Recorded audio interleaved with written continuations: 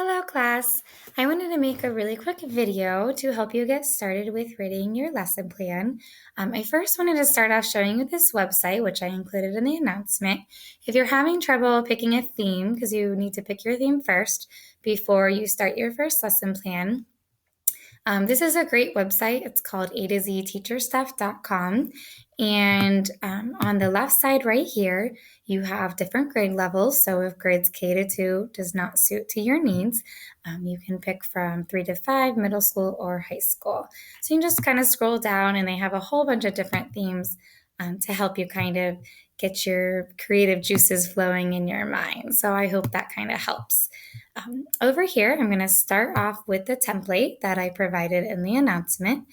Here's the template for your lesson plan. Now they need to be reading based, and then you have a theme. I picked wordless books for mine. So you can kind of start up here. You put your name, you need to choose your grade level, and then the lesson name. It doesn't need to be really fancy, so you can kind of come up with something simple if you would like. Right here, you're going to put your title and lesson introduction in a paragraph form. I will show you a sample here that I made on the wordless books in a second, but here's just the template. This is really nice because it kind of just goes through and tells you what you should do. You have your learning outcomes. They need to be an objective. Students will be able to. Always remember that. Your 2 essential questions. These are from the Bloom's taxonomy that we talked about at the beginning in week 1 in the class, and you can go back through the announcements and look at that. But what is it, the 2 questions you really want your students to know at the end? And make sure they're the higher order thinking skills, your anticipatory set. This is your hook. What gets them? What really is going to hook them into the lesson that they're just going to be zoomed in towards. Your procedures. This needs to be very detailed in here. Your step-by-step process, how you're going through the lesson, how you're going to differentiate, your closure, or I like to call it your wrap-up, and then your assessments. Formative, will you have a summative?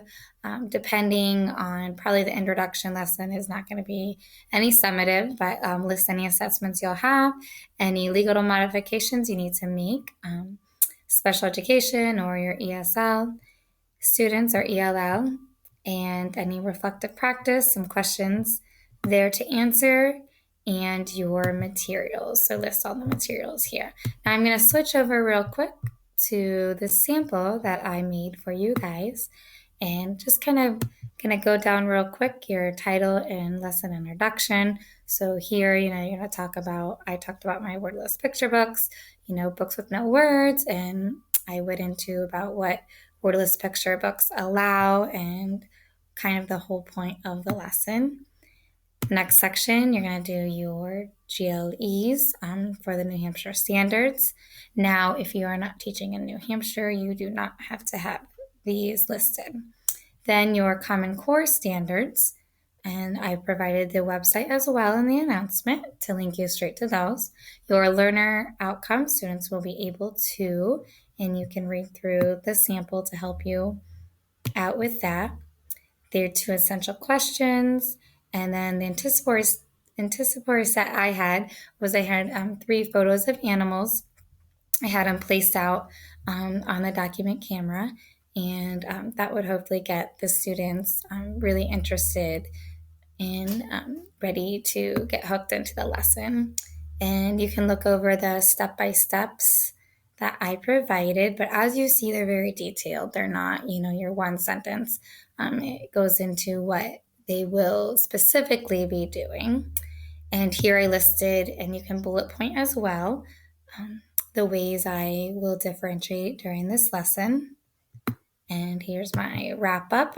Gallery walk. This is a great strategy to use, especially after, a reading lesson. The students can walk around and look at the different activities that every student did. And then here's my formative. I have the thumbs up, thumbs down. That's a really simple thing to do when you're assessing the students, especially the younger ones. Any modifications and reflective practice, and then my materials. And I also listed kind of the format of the anchor chart and some websites that were used. So there's a quick sample. I hope this helps you get started on your lesson plan. Please feel free to contact me, email me, or if you have a question that you think others will ask, please post in the general questions. Thank you so much.